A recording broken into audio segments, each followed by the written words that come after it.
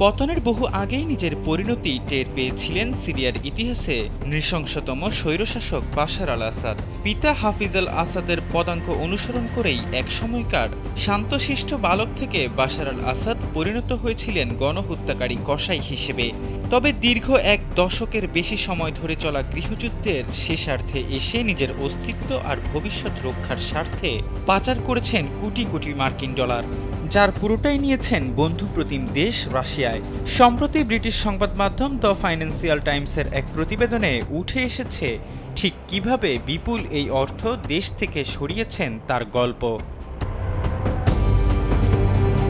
প্রতিবেদনে বলা হয় ২ বছর যাবৎ সিরিয়ার কেন্দ্রীয় ব্যাংক বিমানের মাধ্যমে মস্কোতে প্রায় ২৫ কোটি মার্কিন ডলার সমপরিমাণ অর্থ পাচার করেছে।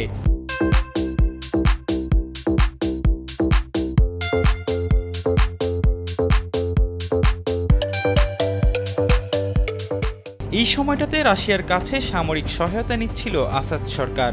এমনকি আসাদের আত্মীয়রা নিরাপদ বসবাসের জন্য দেশটিতে প্রচুর সম্পদও কিনছিল।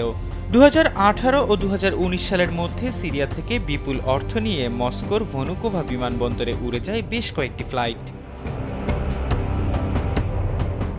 অনুসন্ধানে দেখা যায় ২০১৮ সালের মার্চ মাস থেকে ২০১৯ সালের সেপ্টেম্বর পর্যন্ত মোট ২১টি ফ্লাইটে এসব অর্থ সিরিয়া থেকে রাশিয়ায় সরানো হয়।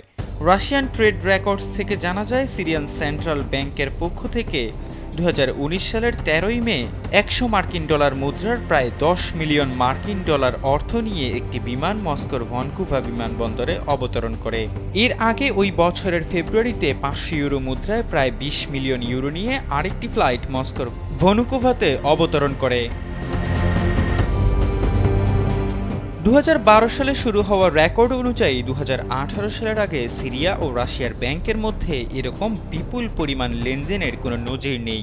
সিরিয়ার কেন্দ্রীয় ব্যাংকের একজন কর্মকর্তা জানান ২০১৮ সাল নাগাদ দেশটিতে বৈদেশিক মুদ্রার রিজার্ভ বলতে গেলে শূন্য হয়ে গিয়েছিল। সে সময় সিরিয়ার ব্যাংক নোটও রাশিয়া থেকে মুদ্রিত হয়ে আসত।